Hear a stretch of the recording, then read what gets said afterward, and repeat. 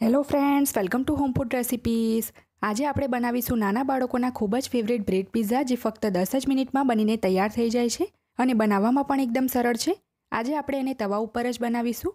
સાંજના નાસ્તામાં જ્યારે હલકી ફૂલકી ભૂખ લાગે ત્યારે તમે આ પિઝા બાળકોને બનાવીને આપી શકો છો। એ ખૂબ જ ટેસ્ટી લાગે છે અને ઘણા હેલ્ધી પણ હોય છે। તો ચલો બ્રેડ પિઝા બનાવવાનું શરૂ કરીએ। સૌથી પહેલાં આપણે પિઝા માટે ટોપિંગ બનાવીશું। તો એ માટે એક બાઉલમાં આપણે એક મીડિયમ સાઇઝનો ઝીણો સમારેલો કાંદો ઉમેરી દઈશું। કપમાં આ 3/4 કપ છે અને ગ્રામમાં 80 ગ્રામ છે। હવે આપણે એની અંદર એક મીડિયમ સાઇઝનું ઝીણું સમારેલું ટામેટું ઉમેરી દઈશું। ગ્રામમાં આ 100 ગ્રામ ટામેટું છે અને એના બિયાવાળો ભાગ મેં વચ્ચેનો કાઢી લીધો છે। એક મીડિયમ સાઇઝનું આપણે કેપ્સિકમ ઉમેરીશું, જે ગ્રામમાં 60 ગ્રામ છે।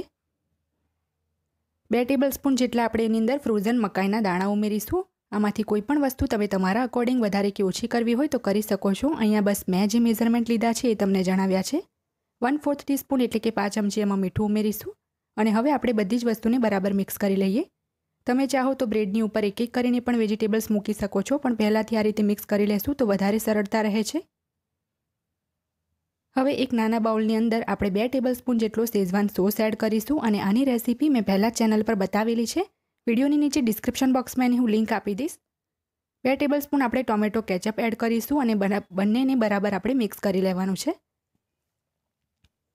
જો તમારી પાસે પિઝા સોસ હોય તો તમે યુઝ કરી શકો છો અને પિઝા સોસ ના હોય તો આ રીતે શેઝવાન સોસ અને કેચઅપને મિક્સ કરીને તમે સોસ બનાવી શકો છો।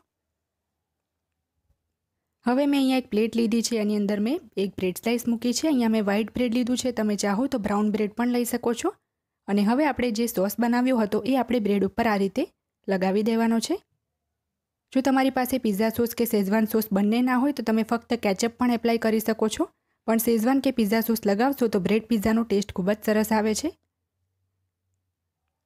તો આ રીતે બરાબર સોસ એપ્લાય કરી લીધા પછી આપણે જે ટોપિંગ બનાવ્યું હતું એ આપણે આખા બ્રેડ ઉપર દરેક બાજુ ફેલાવી લેવાનું છે।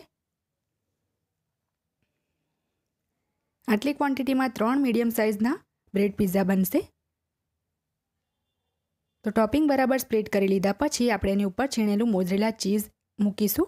તમે ચાહો તો મોઝરેલા અને પ્રોસેસ્ડ બંને ચીઝને મિક્સ કરીને પણ લઈ શકો છો। અહીંયા મેં ફક્ત મોઝરેલા જ લીધું છે। ચીઝ બરાબર આપણે ફેલાવી લીધા પછી આપણે થોડાક એની ઉપર ચીલી ફ્લેક્સ સ્પ્રિંકલ કરવાના છે। ચીલી ફ્લેક્સથી પિઝાનો ટેસ્ટ ખૂબ જ સરસ આવે છે અને આની રેસીપી પણ હું ચોક્કસ શેર કરીશ। હવે આપણે એની ઉપર થોડાક ઓરિગેનો સ્પ્રિંકલ કરીશું। ઓરિગેનોની જગ્યાએ તમે ચાહો તો મિક્સ હર્બ્સ પણ સ્પ્રિંકલ કરી શકો છો। હવે અહીંયા મેં થોડાક બ્લેક ઓલિવ્સ લીધા છે, એને આપણે પિઝાની ઉપર આ રીતે મૂકી દઈશું। આ ટોટલી ઓપ્શનલ છે, જો તમારી પાસે હોય તો યુઝ કરો, નહીં તો તમે સ્કીપ કરી દો, પણ આનાથી પિઝાનો ટેસ્ટ અને લુક બંને ખૂબ જ સરસ આવે છે અને ઓલિવ્સ ઘણા હેલ્ધી પણ હોય છે, તો બની શકે તો તમે આને ચોક્કસ યુઝ કરો। હવે મેં ગેસ ઉપર એક ડોસો તવો બરાબર ગરમ કરી લીધો છે, એના પર આપણે થોડુંક તેલ લગાવી દઈશું જેથી આપણો પિઝ્ઝો જે છે નીચેથી ચોંટે નહીં। અને હવે આપણે જે પિઝ્ઝો બનાવ્યો હતો એ આપણે આ રીતે એના પર મૂકી દઈશું અને ઢાંકીને 2 થી 3 મિનિટ માટે ધીમા તાપે જ્યાં સુધી ચીઝ ઓગળે નહીં ત્યાં સુધી એને શેકાવા દઈએ।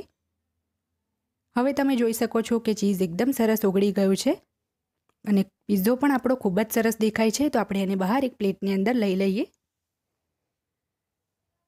સેમ આ જ રીતે આપણે બાકીના બધા જ પિઝા બનાવી લેવાના છે। તો સેમ એ જ રીતે મેં બીજો એક પિઝ્ઝો પણ બનાવી લીધો છે, તો એને પણ આપણે હવે સેમ પ્લેટની અંદર લઈ લઈએ। તો આ આપણા બ્રેડ પિઝા બનીને તૈયાર છે। જોઈને જ ખાવાનું મન કરે એટલા સરસ દેખાય છે અને ખૂબ જ ટેસ્ટી લાગે છે।